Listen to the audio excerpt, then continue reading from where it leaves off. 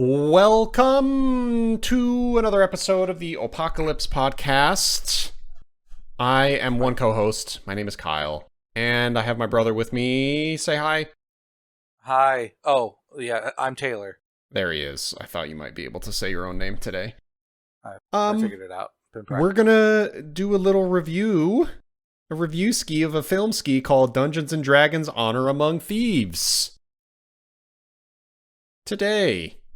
Okay. I will say -5 aura points for the subtitle because that has got to be one of the worst I'm so sick of Honor Among Thieves as a subtitle. Sly 2 did it in like 2002. Retiring. Oh shit! I didn't know. Yeah, it's a very common. I'm just shithead. I see. Now, I need to know your review. How many stars are you giving this on Letterboxd.com? / Kyle's stupid. I don't want to missay. I think I gave it a 7 out of 10, 3.5. Okay. Let me confirm that. No, I gave it a 4 with a heart. 8 out of 10. Damn. That's kind of so. What I would give it is like a 4 out of 5 with a heart. That's kind of where I'm at, or even a 3.5 out of. But definitely, with a heart is required here. Yes.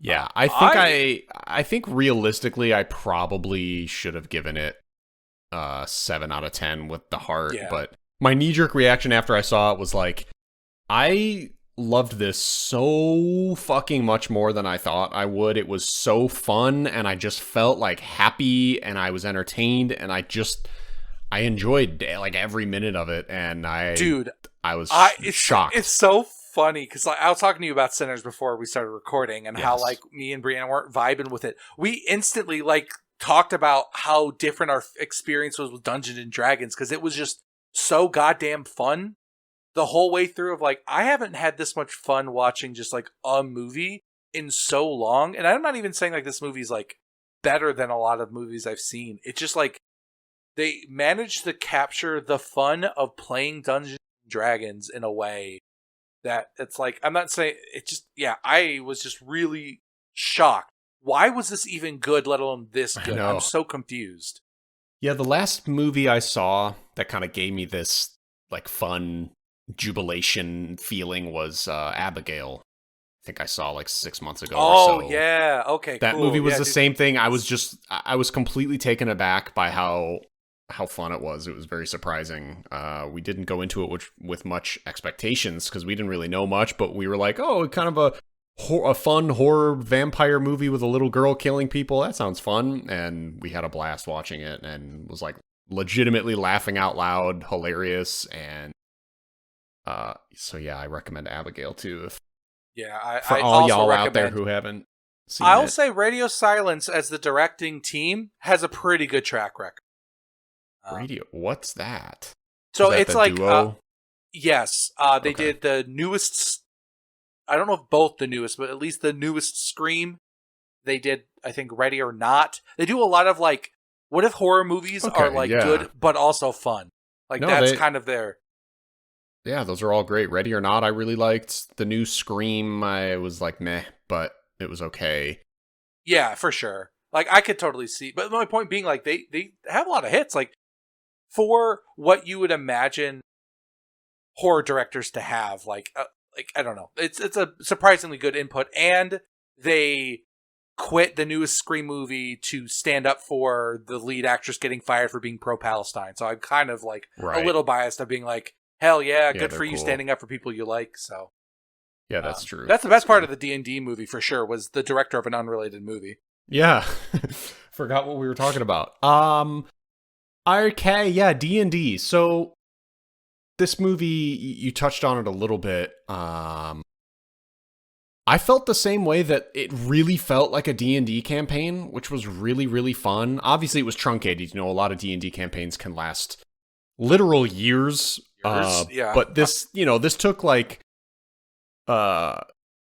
basically maybe one main quest, like an idea of a quest in a D&D campaign, or like even one level's worth of questing.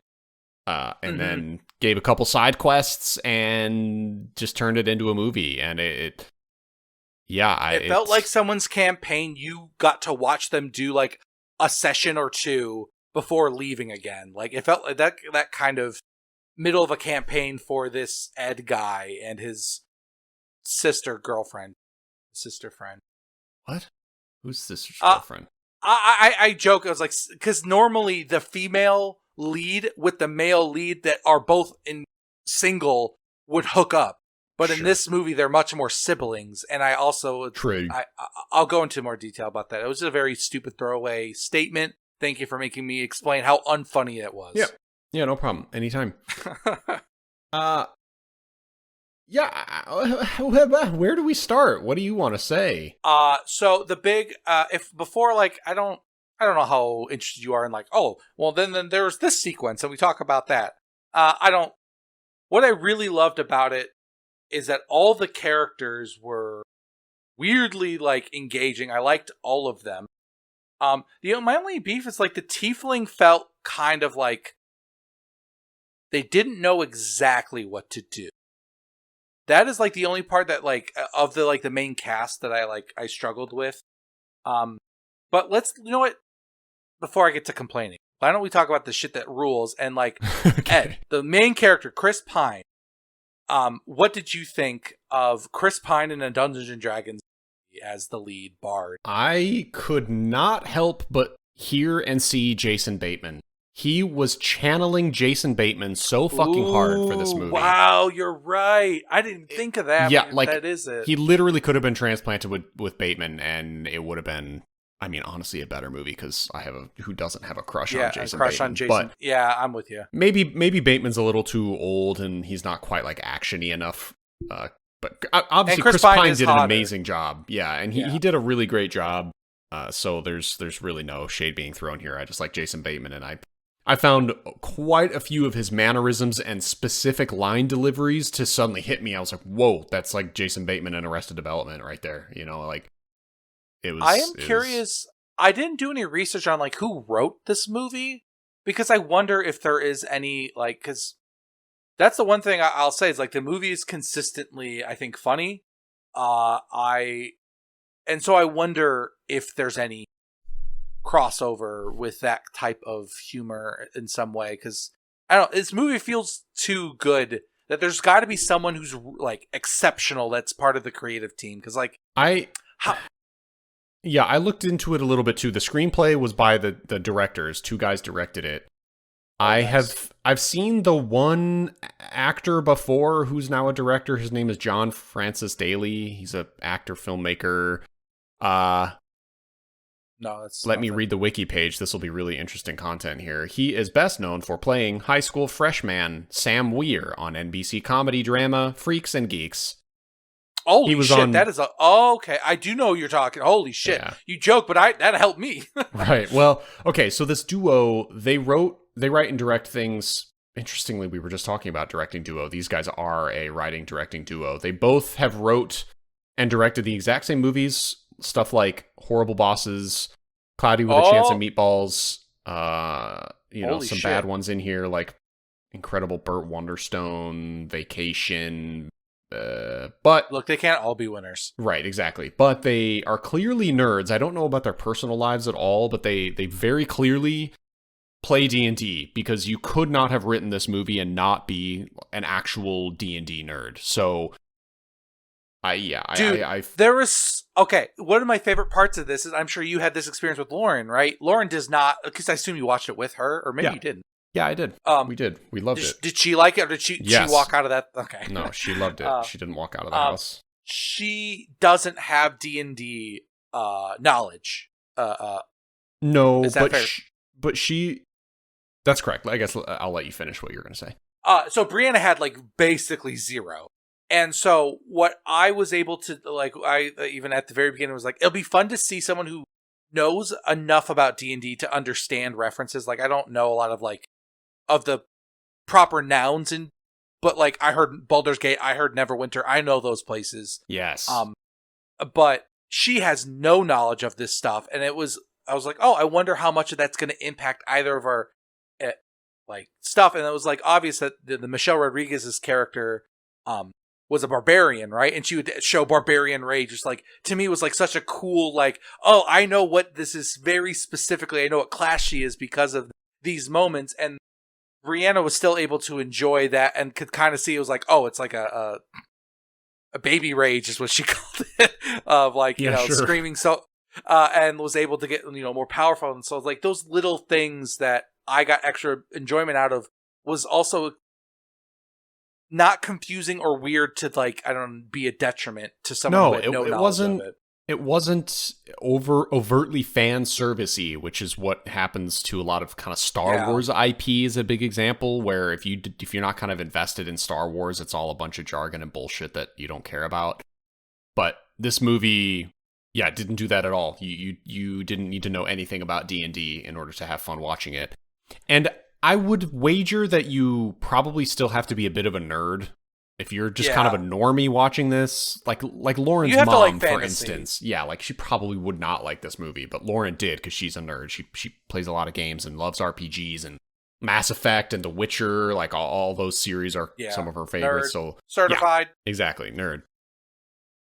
Helps a lot to be interested in fantasy. Somebody who likes Game of Thrones might not even like this, because even Game of Thrones was a lot more grounded than this. This is the kind of high fantasy is what they would call it, actually. This is a high fantasy movie, whereas Game of Thrones is not low fantasy. It's not light fantasy, grounded fantasy. No. What would you? How would you describe Game of Thrones? I just forgot fantasy? There was there is a term, and I think you might have them backwards.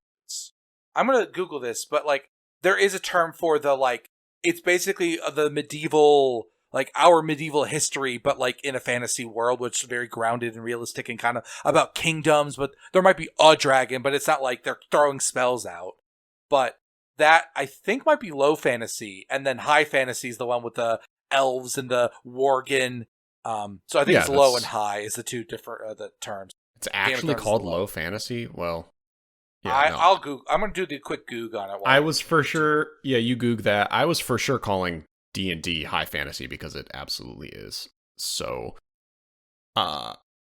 something I was able to kind of enlighten Lauren on was, I forgot about this right away. The movie shows red wizards as basically being the kind of evil wizards of the universe, and I was able to remember from my old D&D campaigns with Conrad, actually that was sort of the basis of ours, where the red wizards were kind of the bad guys we were going after. And so right away, I knew, like, okay, these red wizards, they're total pieces of shit. They're, like, all crazy power hungry and ruthless. So I was able to explain to Lauren that there's kind of 3 wizards in the world. I believe it's red wizards, black wizards, and white wizards.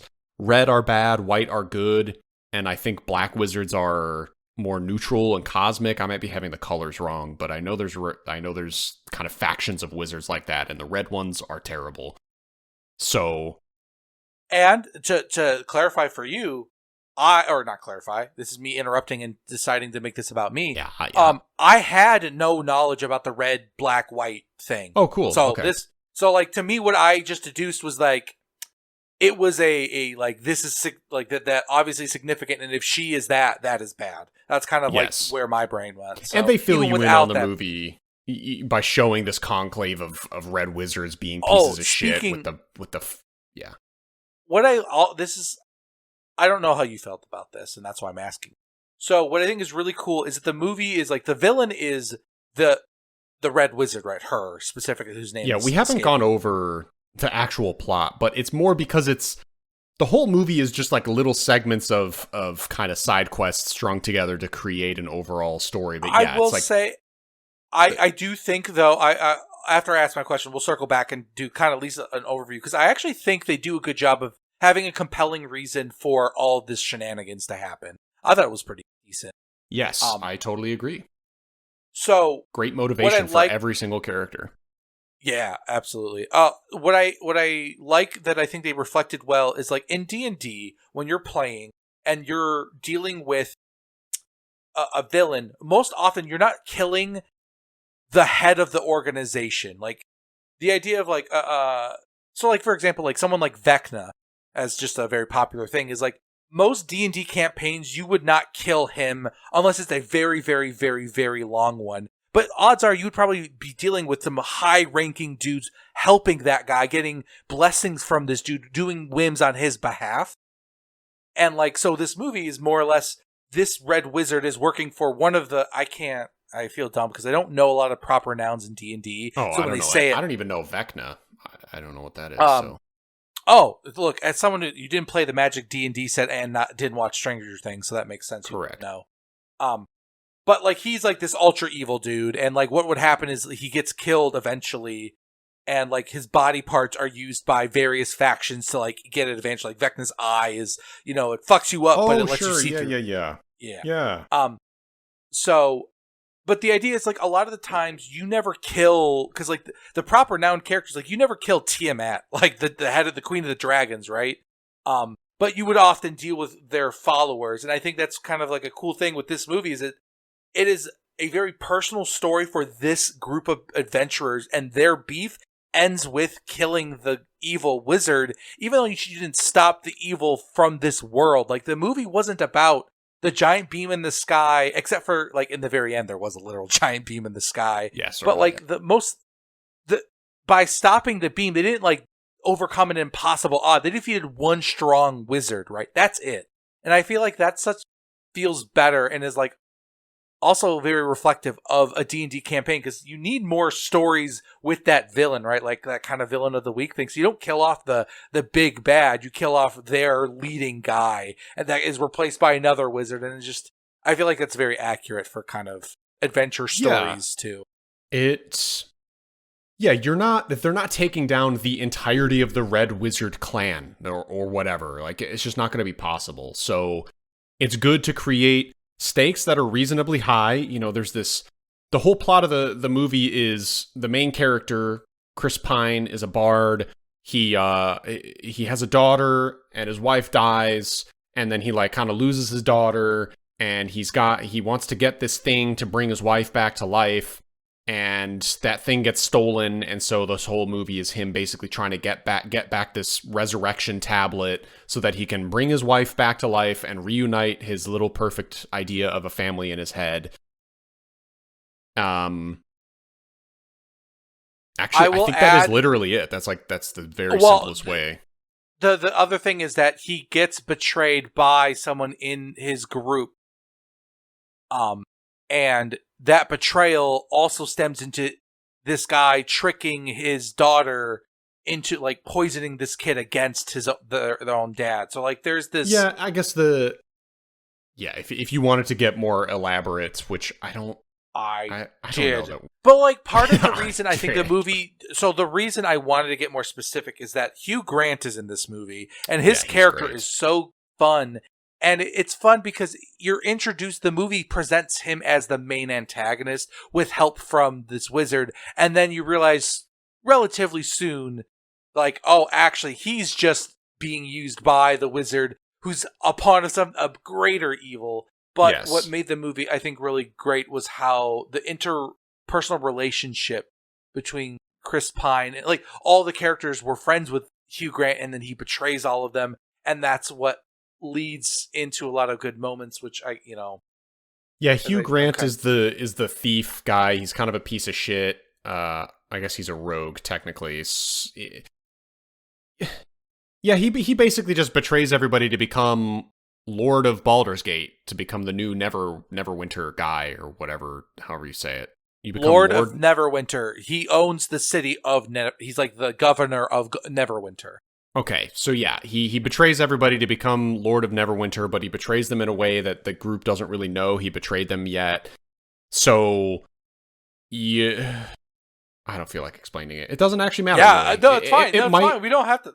No, that's totally fair. No. That's the gist of it is like I said, it's Chris Pine basically trying to resurrect his wife, and he brings together this ragtag group of people, and they all have their own little backstory and lore, much like you would in a D&D campaign. Your characters in D&D don't get all of this kind of character building time like in a traditional movie. How a D&D campaign starts is everybody creates their character. You pick your class, you pick your race, you pick your own backstory, and the dungeon master kind of gets you all together in a reasonably believable way, but you don't all, like, develop your character over time. It's literally like 5, 4, 6 people with specific backstories shoved together in a group, and now go quest. You know, it's very much like a video game in that way, where you kind of just start. So it, in a traditional movie sense, it doesn't have that same kind of build up. So I think they handled that pretty well in this movie, if I remember correctly. It's like you get a vague idea of their backstories, but they're all just kind of grouped together and they got to go do this thing. And the only backstory you get is on Ed and his friend. I wish I remember Michelle Rodriguez's character's name. Holga. I remember being Holga Kilgore. Yeah, see, it's like, because I remember her name being fucking good. It's great, but like for a barbarian. they get a little bit of a backstory because, you know, the movie kind of opens up with them in jail trying to break out, right? But Yes. like the sorcerer is kind of shitty, right? But you don't really get to know why he's like so mediocre at being a sorcerer. He's shitty is, not you know? as a person. He's just a low quality sorcerer. Yes, Like yes, he's just not very good. Because he's a very great human being, actually. Yeah, great guy. But, that's part of why he's not a good sorcerer, because he's just like too nice, and he doesn't believe in himself. He's got kind of low self-esteem. And so something that I tried to be braggy about this to Brianna is like, I can't remember the difference between wizards and sorcerers other than one of them can memorize spells and the other one has to like prepare them. Right. But so I was like, I knew that the protagonist was the one that was able to memorize because he had, or maybe he had to prepare because he had that like physical pouch of spells created. Yes. And then the red wizard was just someone who knew, had like, just like you could cast them on command. But the fact that those two are different types of casters is something only a D&D fan would pick up on. But as a viewer, it's like, it doesn't matter. No. But the details, that's just another one of those things that is just like, they made the right decision for both audiences. Have you since found out what the difference is? I didn't. That was my understanding. That was the difference. I just said it.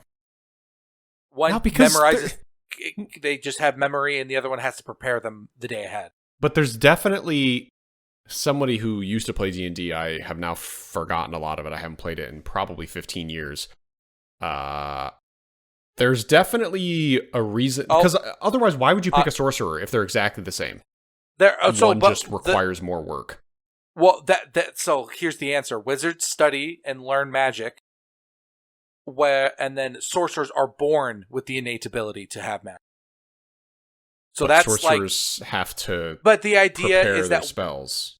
So the prepared people can cast much stronger abilities and spells than a sorcerer ever could, because they are learning things that are beyond. Just the sorcerers are the ones who prepare the spells.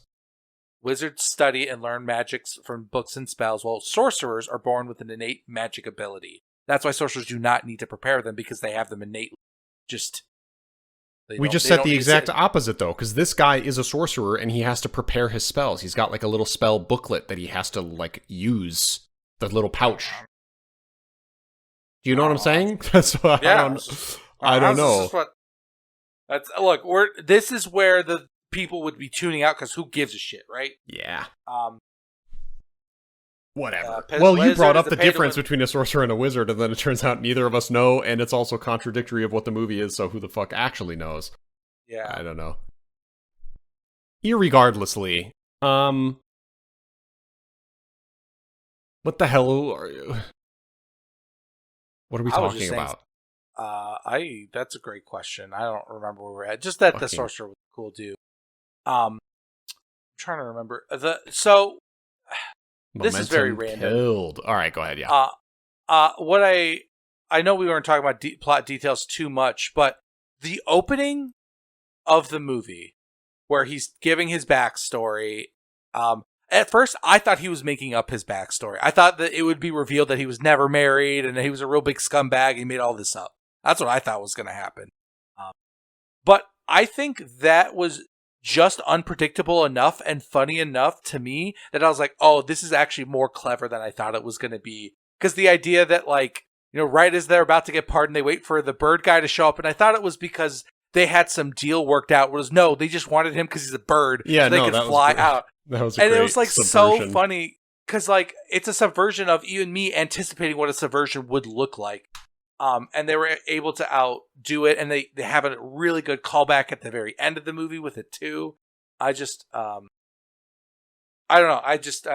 That's the kind of stuff that like why I loved it versus liked it was like things like that. I just very, very clever. The movie was paced super well. It moves like it never sits still for very long. You're constantly kind of bringing in new people and expanding some other people that you thought you understood everything about, and I don't know. The other thing that I also thought was weird. Me and Brianna thought Michelle Rodriguez's character was not human for the first chunk of it. Like she was half orc or something. Oh, Because I thought she had like a forehead prosthetic on some of the scenes. I was like, no, it doesn't look like it here. But, and it partially was because she seems so much stronger than a human was. But I think that's just because she was a barbarian, right? yeah, that's just how barbarians are. They are just stronger. Something else that I really loved were the set pieces. Every little place they went, every little, I don't know, storefront or whatever thing, like I just enjoyed all of it. It was really fun. I felt like I was playing Baldur's Gate 3 almost, you know, each little place they went was just cool. The action was shockingly good. Yes, that was something I was just thinking when you were talking about the different locations. Like, oh yeah, and then when they were originally thought they're going to be heading that action sequence, I remember being like, audibly being like, wow, like I was saying that out loud because like I wasn't expecting good action that I could follow.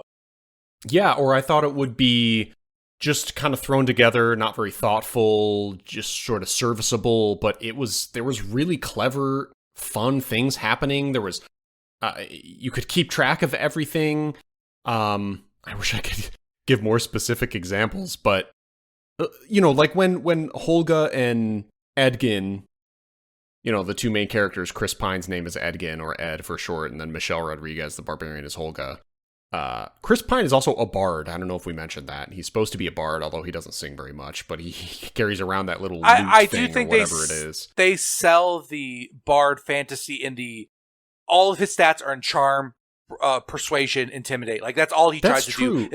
He constantly is talking and trying to convince people. So like I feel like that's actually a really clever way of not just, oh, he plays music, but that's what bards do, right? You know what?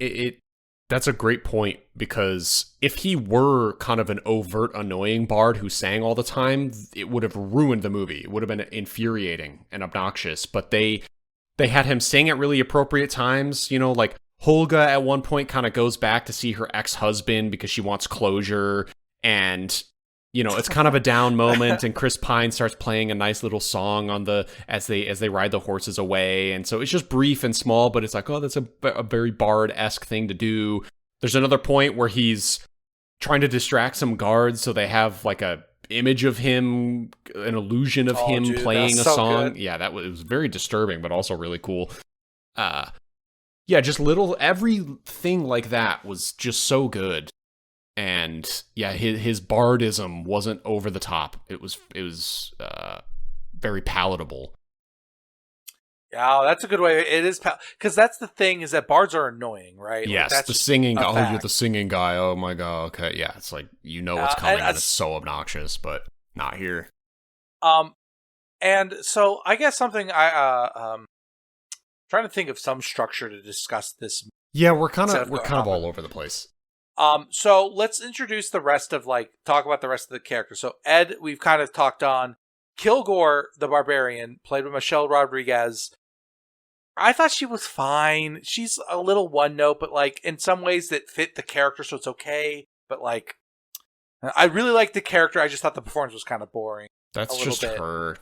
I know. That's what I was like. Yeah, but at the same time, it's like I know she wanted to be in this movie and wanted to be the barbarian because she's a massive nerd. Oh, really? So it's like, I love that. Oh, yeah, she's a huge gamer. She's really into D&D. Like her and Vin Diesel are really into D&D together.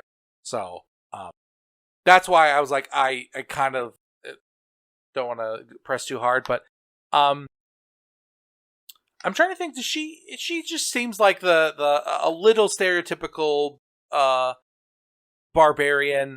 of just kind of like the tough guy in the group, and like she's stupid, but they like didn't make too. I thought they handled it well, not being too No, like. she's not. She's not really stupid. She's No, the just characters make fun of her for not being smart. Like Ed does, at least, I should say. At some point, it's brought up, but she's never like stupid the way that a stereotypical is stupid. But she's certainly not. Her intelligence score on the character sheet is lower it's a than little everyone bit else in the low. party. Yeah. And I think they did a good job of representing that. Of like a lot of her solutions were very much just like, I don't know, let's just break in, let's physically Let's just go beat there, beat people up. Yeah. but in a way that is like your friend who does that, and not like someone you have to work with. Yeah, I don't have too much to say about her other than she was the focus of the good action. She got a lot of that stuff. That is something I guess I will say as a downside to the action. It was basically her. If she wasn't in a scene, you didn't really get to do like see cool stuff. Well, Yeah. hold on. All right, Maybe I'm misspeaking. You know what? Every character individually had really good sequences that highlighted what they are good at. And that makes sense now, because you're not going to see a bard in a D&D campaign do fist fighting. That is the barbarian's job. You're not going to see the sorcerer, doing tricky fun stuff. He's going to cast some big awesome spell that handles the situation, at hand. And that's exactly what the movie did. If there was any kind of close quarter fighting, Holga the barbarian would like take care of business and beat up the guards. If somebody needed to be talked to or wooed or swayed, it was Chris Pine trying to talk his way out of it. If there was a group of bad guys that could be dealt with in a one swift blow, the sorcerer would just like do a giant gust wave or a gust of wind and knock them all over and like deal with it that way. The druid needed to break in somewhere, so she like fucking moron, dude. Holy shit. I popped off because the druid had like so much cool shit. And I was the tiefling didn't do much. I forget the druid. She was the druid. Yeah. I don't know. I'm dumb. Ignore me. She ruled. She was super cool. So there was this whole sequence where she had to gather information. So she turned into a fly to go into the room, but the red wizard is like too smart. They're too like magically inclined, and she kind of knew something was off, and she was like, "Oh, there's a druid in here." And then so the druid has to fly out of the room and then turns into a rat to scurry around the guards, and then turns into a deer to like get, go faster and move around. Like, turns into an eagle as she's falling out of a building. Like, just such cool sequences that really exemplified each class beautifully. I wasn't trying to interrupt as much as like I wanted to pause on that, because that sequence was actually something that I had an internal struggle with, of like, so they established that she can turn into a fly. Why wouldn't she turn back into a fly? She's so much harder to hit. Yeah. And then as I recognize the movie holds this logic to be true, she only ever turns into a being that is really powerful or can fly if she has time to stop and like channel, like come to a complete stop and like focus on it. I don't like that is something I noticed afterwards. She turns into an eagle when she has a moment to like, okay, I need to become an eagle now, and then going. I was like, oh, would being super small actually take more like power? Because that is actually more like different than, So that I think that was it. It normally is like one of those things of like, why doesn't the hero just shoot the bad guy? Like there's a lot of those sequences of like, if you think about it too hard, if more than one enemy attacked the bad guy, they would win the fight instead of them having 100 goons fighting you one at a time, obviously. So like that logic didn't break down in this scene, which is cool. I also did not realize that's the actress who plays Beverly in the It movies. I wanted to bring up that actress as well. Sophia Lillis is her name. I didn't see the It movies because they're dog shit. What I did see was a TV show called I Am Not Okay With This that nobody saw. Like, no one knows this TV show exists, and I really wish it got a second season. Did it do get you canceled, even know what it is? Yeah. Oh, yeah. She's like got psychic powers or something? Yeah, it's cool, but it's really dark. And yeah, it's basically a coming-of-age story of a girl realizing that she has telekinetic powers. And I guess it's based on a graphic novel. Of course, I didn't read the graphic novel, but she was in it and she did an amazing job. And it was a really unexpectedly good and potent TV show. And me and Lauren loved watching it. It was so cool. Yeah, that's because I had seen it. And I was like, this has someone I recognize. It has a cool town name. I was like, I probably like this, but I don't know if it's any good. And I just never looked it up. But if you would recommend it, I would have watched it. Yeah, I do. Especially if there's only one season. That makes me more willing to watch. Yeah, 7 episodes. I wish there was more, but you know, the 7 are definitely worth watching. It was cool. We liked it a lot. Anyway, so that actress plays the druid, the tiefling druid in the movie, and she does a great job. So I think that's the whole. That is the D&D party. Is those plus they have a temporary ally at some bard, point, barbarian, sorcerer, druid, and then Hugh Grant is the rogue, but he separates from them. At one point, they meet a paladin. His name is Zank. He's just fucking awesome. That is, I couldn't think of what class he was. Paladin makes perfect sense. Yes. So, you know, this movie's almost harder to talk about because there are so many specific little sequences that I'm remembering. You know, it's like they go to the graveyard to ask the questions of the guy. Holy shit, that was such a funny sequence. It was so good. Oh my God. We'll talk on it, but that's one thing. Then they went to the dragon thing and found the obese dragon, which was a great sequence too. Oh my God, that was so good too. Then they have to break into the city and fight the guards, and they almost get executed, but they make it out. Then they go back to this. They have to go through the maze because they get captured by the wizard. That sequence was incredible. Then they end up going back to the city and the helm of power stuff. Yeah, the helm. So yeah, it was just they were very segmented, and normally that kind of stuff, it felt very episodic, like a TV show. You know, each one of these could have been extended into a 20-minute, Monster of the Week episode thing. It reminded me a lot of Mandalorian. Mandalorian did kind of the same thing, where it's like he has an overarching goal. He needs to get to this end point, but in order to get there, he keeps getting distracted or having to do these little side missions all the way up until the end. So it's very video game-esque in that way. I would have loved if this was a TV show, now that I'm saying that out loud. Each of these sequences drawn out a little bit more and turned into something more like each fulfilling. one could be an episode that leads into this overarching season of trying to, defeat the Forge in his evil building place. Yes. Forge. Oh, that was his... Yep, that's his name. That's name. Forge. Yeah, I guess. Like all the fake. characters have... Yeah, like forging a signature, faking something. Oh, I thought you were saying some weird D&D name called Tafake. I was like, the fuck is Tafaqu? What the hell are you talking about? Tafake. No. Yeah, so yeah, I guess that's what I'm saying. It's just making it hard to talk about this sequentially because all these things keep flashing in my head, and it's this is a bust. Yeah, well, look, it's okay. It's okay. We will continue. When one falls, we shall continue. This is a reference you will not understand, but those Expedition 33 heads out there will get it. What the hell? I don't know what the fuck you're talking about. I do want to say that the two moments in this movie that were definitely my favorite was the undead talking to the undead there, and the fat dragon might have been. I'm like, how have I never seen just a really chubby dragon? Yeah. But it was that's what I think is so cool about this movie is their ability to come up with things that I genuinely have not seen in fantasy movies before. That feels like something dumb you would say or I would say. That's a great way to put it. It, despite being high fantasy, it did feel like there was a very interesting things happening a lot of the time. Like the whole obese dragon, they found this obese dragon in his lair underground, and the sequence that came from it was really cool. The one thing I want to talk about specifically is talking to the undead. So that is something.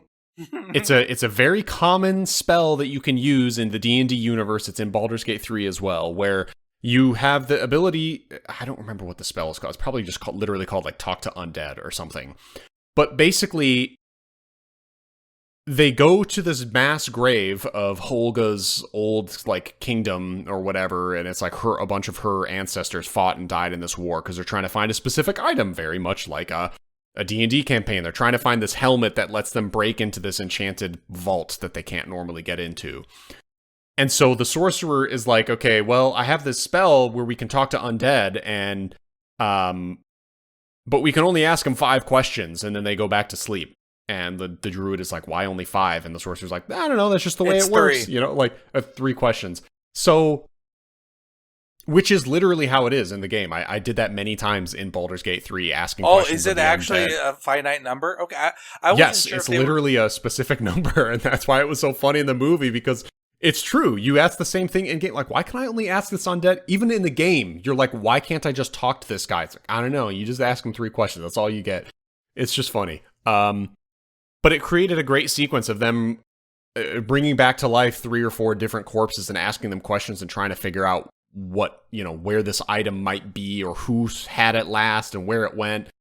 It was just a great sequence, really funny. What I loved about it too, so just like what I thought was funny is like they had 2 different layers of ongoing jokes happening at once, where the funny part was every guy they asked and they would get to the next story.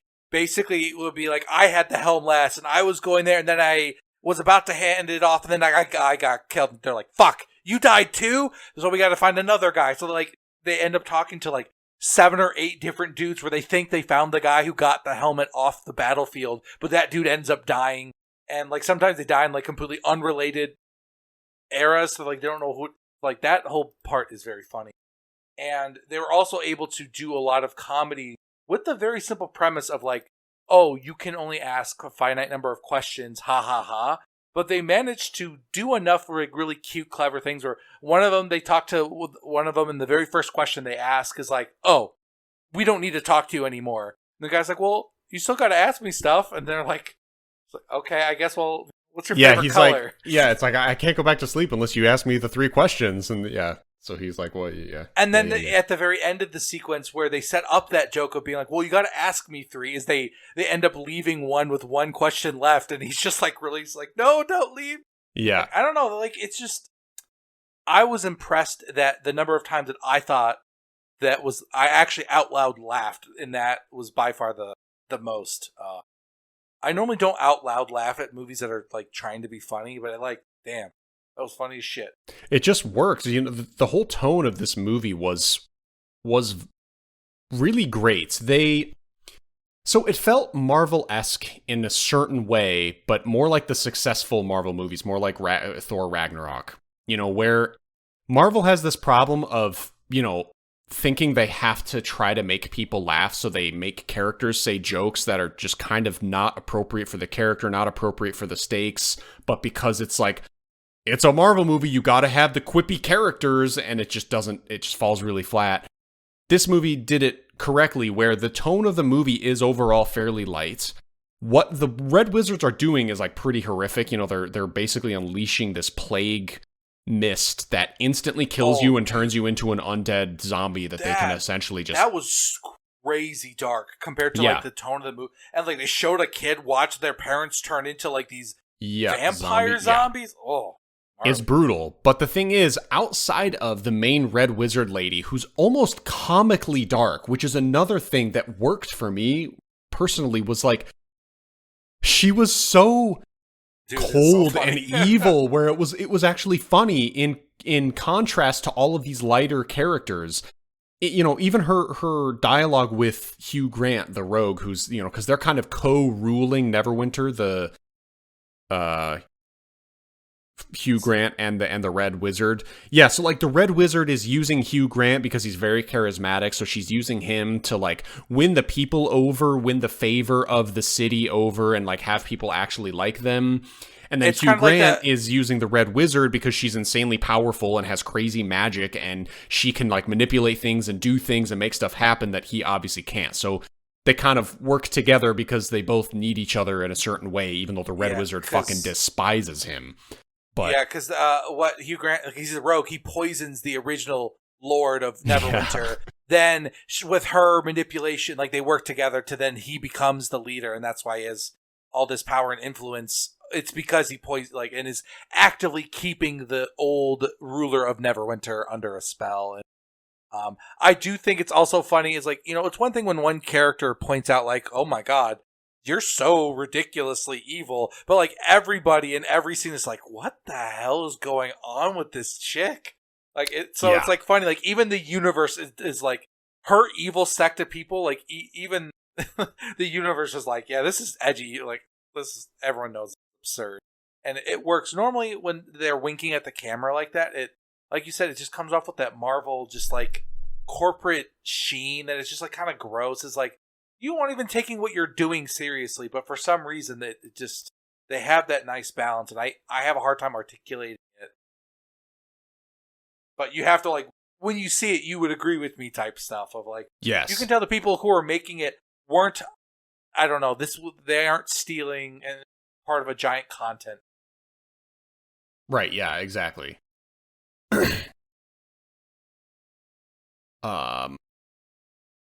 keep losing my train of thought. This is such a fucking bummer. The other thing that I also want to point out that was very funny was that just the barbarian hooking up with a halfling.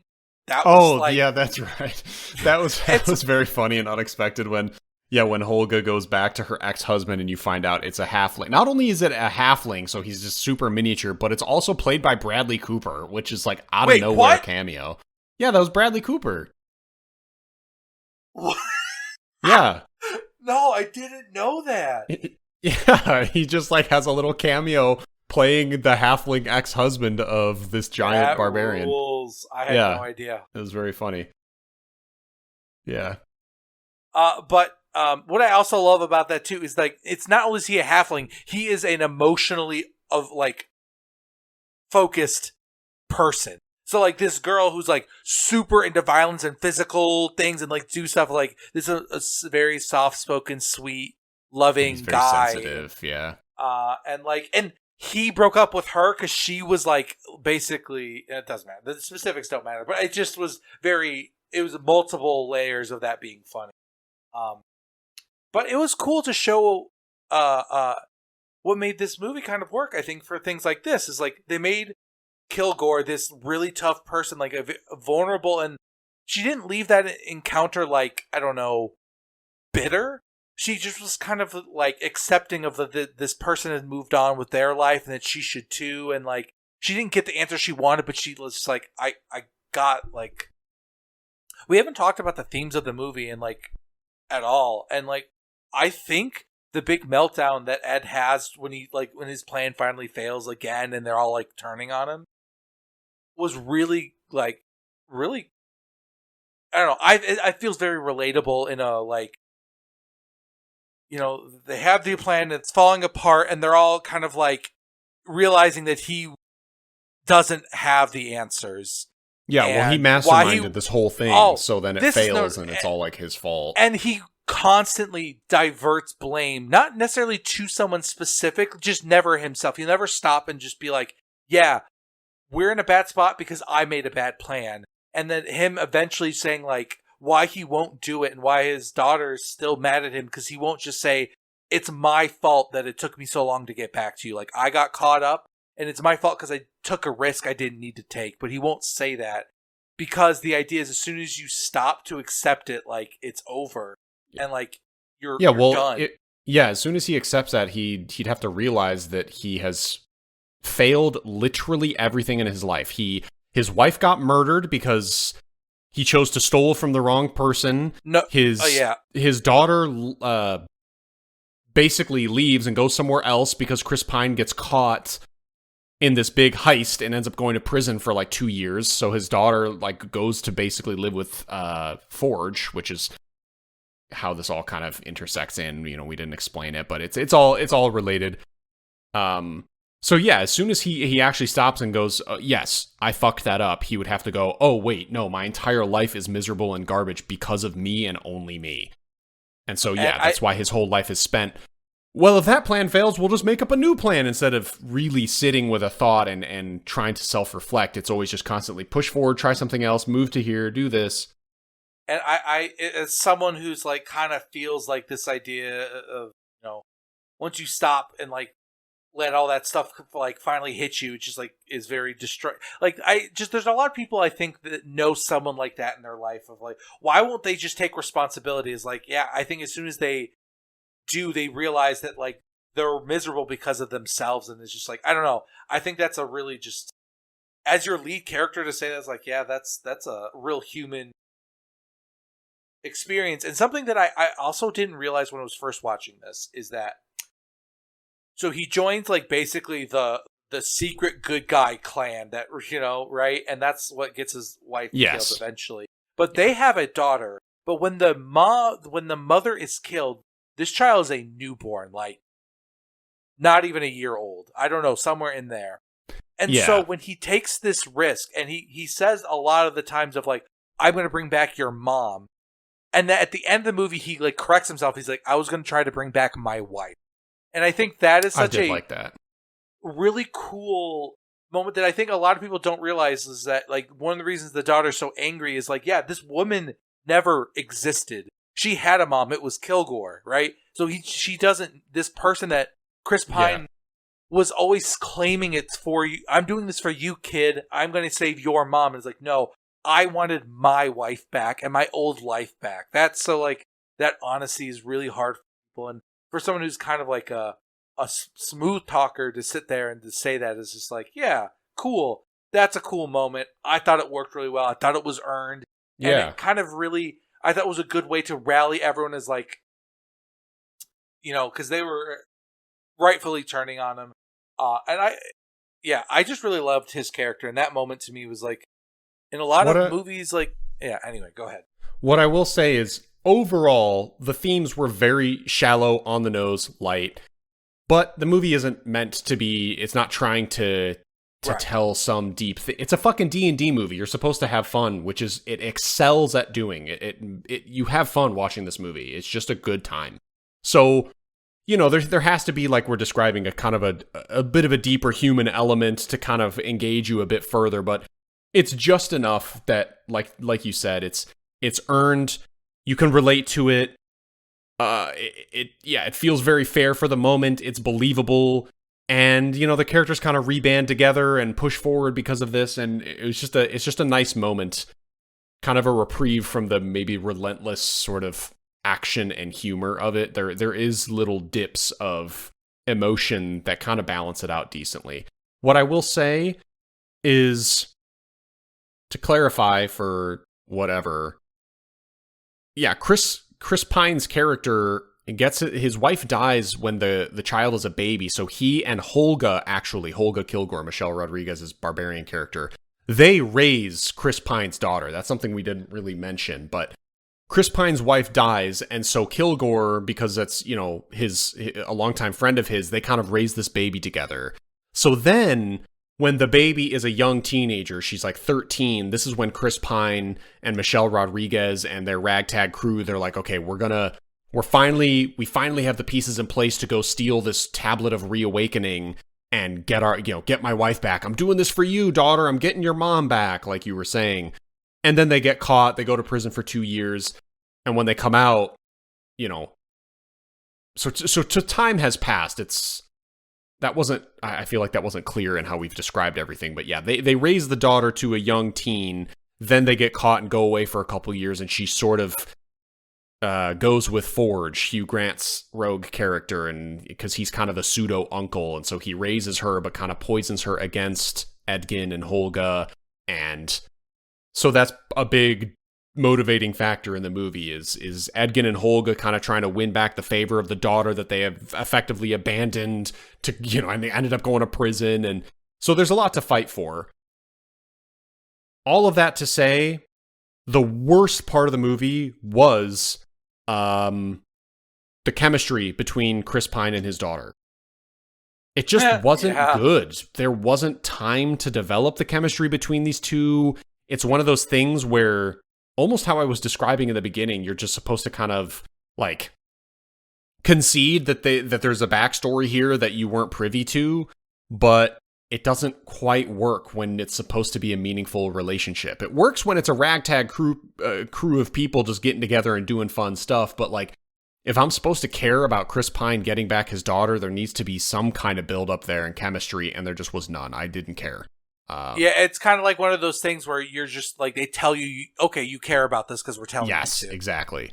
And so it was a failure in that regard. And the other grouping was the sorcerer and the druid had a past, and the druid rejected the sorcerer guy because he was like too much of a downer. He was too depressing.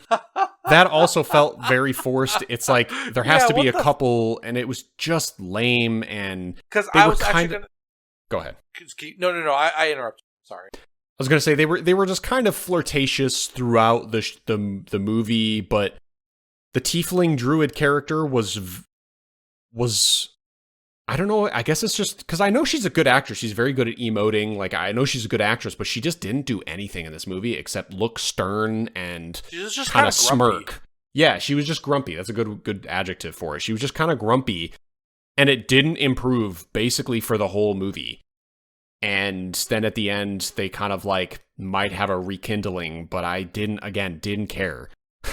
So I will say that it's weird when you describe her. I was like, that sounds like she'd be really annoying, but she isn't. It's just that she just doesn't like buy anyone's bullshit. Like, you can tell that she's the hired gun, but not in the like, you know, she's like, I'll work with you guys, but I'm not gonna like be your friends. She doesn't have a lot of screen time in a direct way, which helps. I mean, it's a problem, but it helps in that her grumpiness doesn't become overbearing. Like, if she was a main character, it might be annoying. But again, it's a little thing that they just balanced really well. They gave these characters very distinct personalities, but they didn't become overbearing. Like, it wasn't an obnoxious singing bard. It wasn't an overly grumpy asshole that you hope dies. It wasn't, you know, the evil character wasn't... Well, she was so over the top, but that worked so perfectly in this, and... I think what they did is... She didn't have a bunch of... What it was, the villain didn't have a bunch of, like, overly long monologues. She wasn't a monologuing villain, and that was what's really important and made her so good as just an evil villain. That's what it was to me.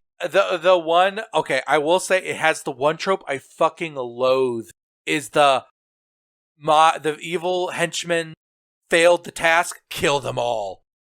How do you get new henchmen if you keep killing them when they fail missions?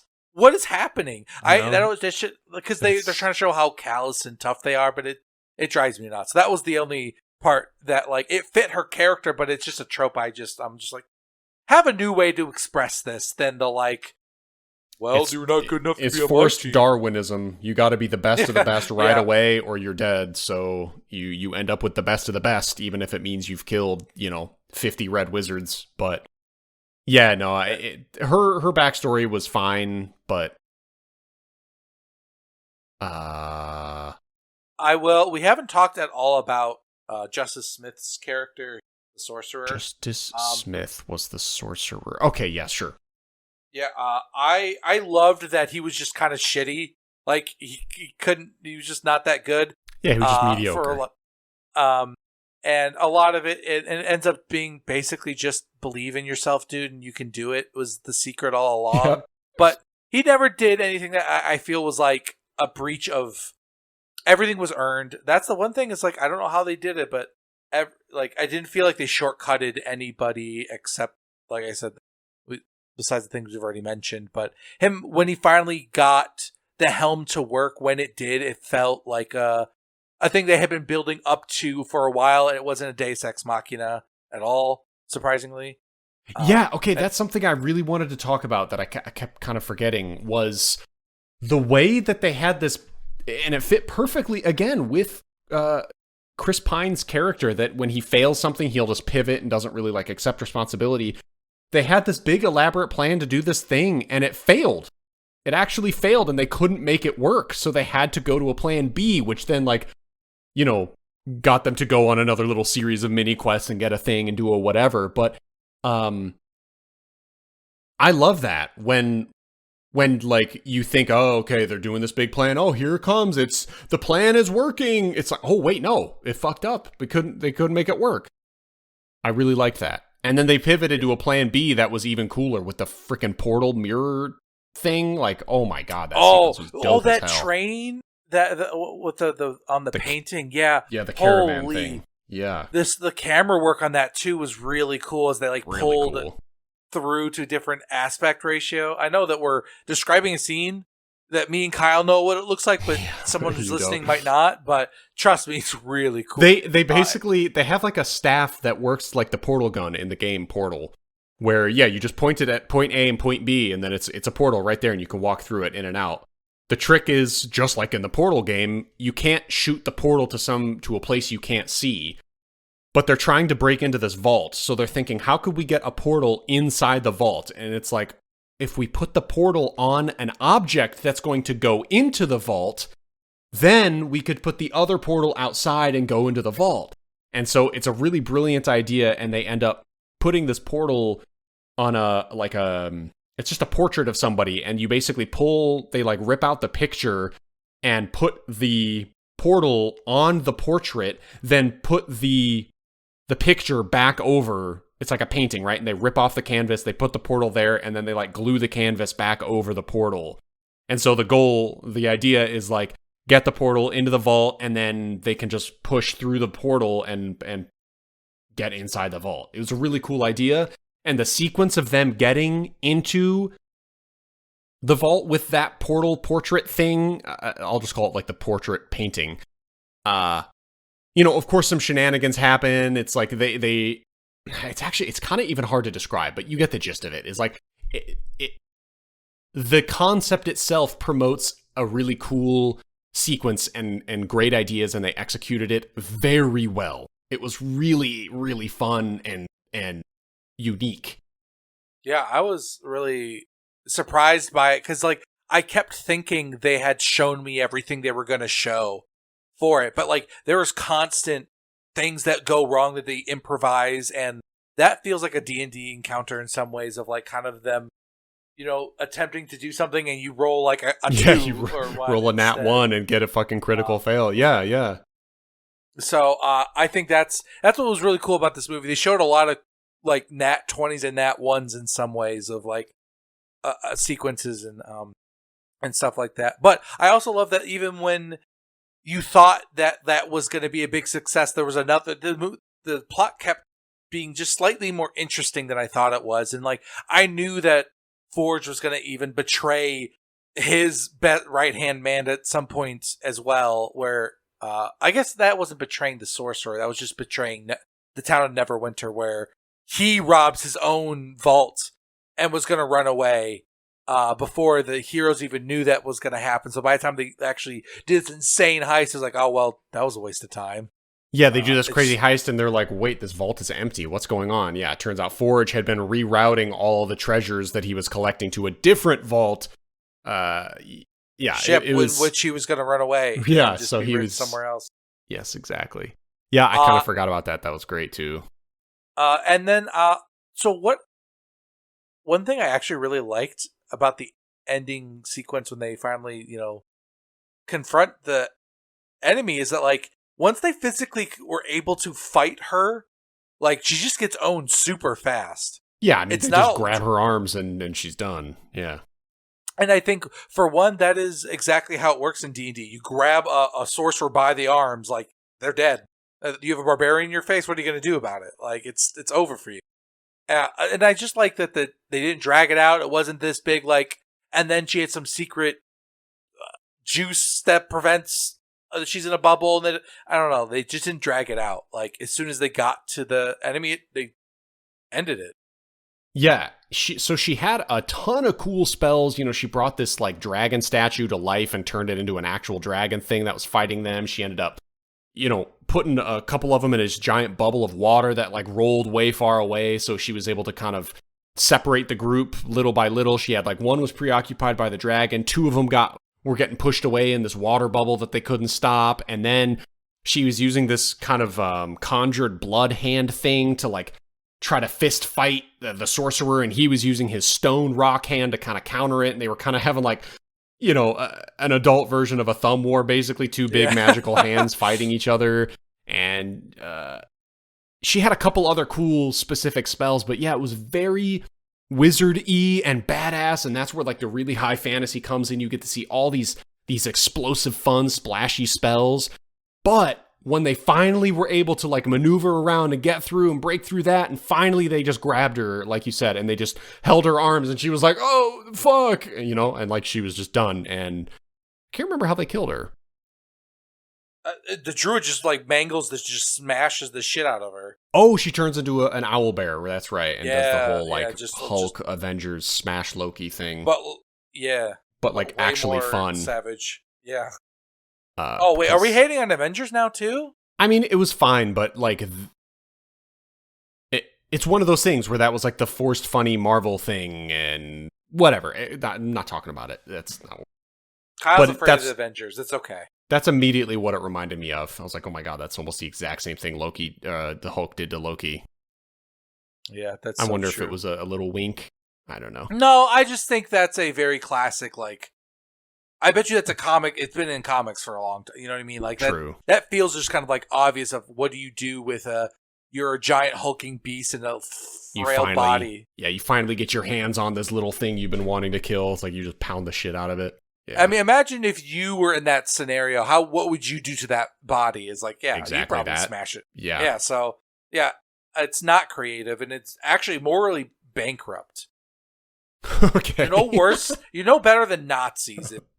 That. Oh my god. Okay. Well, so the heroes end up winning, and the kind of twist at the end is Chris Pine, like you said earlier, he admits that, you know, he just wanted to bring back his wife. He knows that like his wife died while his daughter was a baby. So his daughter has no memories or experience of a mother. So bringing back this woman, it would just be introducing your quote unquote mom as like a 14-year-old girl.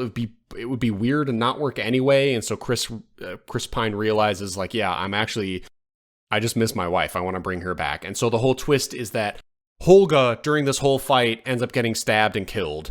And so Chris Pine decides to use the Tablet of Reawakening that he finally gets a hold of to bring back Holga instead of, you know, his ironically, long dead wife. though, or poetically, he did bring back the girl's mom. Yes, true. So it's kind of like this nice Holga poetic did raise. Yeah, Holga did that is raise her their mom. daughter. That's what I was saying to Brianna. Is like this is the girl's mom, for all intents and purposes. Like as long as she's had memory, this woman has been the mother figure for her. So in a lot of ways, that's why she's so distraught at her dying. Is like which you know is a thing. Now that I'm thinking about it, that kind of is bullshit. That she's so forgiving of Holga when Holga did the exact. Okay, so. This girl's mom and dad both left to do the same thing, go like do a big steal heist thing, and they both get caught and they both go to prison together. And they both break out together. You know, like their whole lives are spent together. So in effect, yeah, they both abandoned this girl, but she's so quick to forgive Holga and be like, oh, mommy, I love you, Holga, and giving her hugs. And she's like, I hate you, dad. And I'm realizing now it's total bullshit. Because they both did the literal exact same thing. Yeah, you're right? I was like, wait a minute. I guess the only thing you could think is that like Chris Pine might feel he's like so attached to his dead wife that his daughter has never met that it's like annoying to her that she's doing all this to bring back this woman. But to, I don't know. To consider is that the implication is that Forge was the one who sold like he sold them down the river. No, sorry. Forge convinced the daughter that Ed was doing this for, instead of the resurrection thing, it was a tablet of gold to give him like infinite money. Oh, you're right. Yeah, that's true. So in theory, she was convinced that the mom, Kilgore didn't know that's what she also was tricked. You're right. That's a good point. That is okay. That actually makes sense. Yeah. That's why she was bitter towards her dad and not her mom. Like obviously a 12, 13-year-old girl that loses both of her parents would want their parents back. And when she gets them back, the years that they've been gone, she's been slowly poisoned against just her dad. So she's like very happy to have her mom, Holga, back. But then it's like, oh yeah, and dad, you did this whole thing just to... Wait, but then what's the... No, because Holga left to do the same heist that Chris Pine did. Like sure, they both... but... I don't know. But I think that's what you're doing is... Or not what you're doing, but like... I think if you think about it too hard, it does fall apart. Yeah. I do think that's fair. I think you could justify it like I did, but if you think about it too hard, it then falls apart. I think at the end of the day, the daughter character she feels like a prop more than a character. She's used to propel the story and a motivation for character. She has no character. That's a good way to put it. She's literally the daughter prop. Yeah. She's not an actual character. In a lot of ways that like the wife exists exclusively to get the husbands to go out on their adventure. Like that's a kind of the idea. Like in the story, they present the wife basically as just a prop. Like you don't really know anything other than Chris Pine really did, or Ed really did love her. He loves her. Yeah, it's but here's so gay. You love your wife. Dude, you're so gay. And